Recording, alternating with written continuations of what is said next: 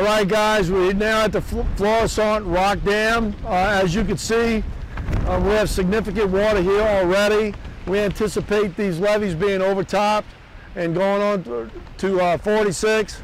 It just goes to show you how much this wind is blowing right now. It's early on in this event.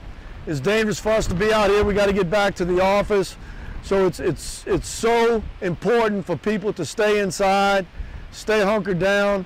Right now, we're already at 45 miles an hour sustained winds. Our first responders cannot get to you. So please stay where you're at, stay off of the roads here in St. Bernard Parish. You cannot go to Delacroix, you cannot go to Wyclosky. The water's coming up way too fast.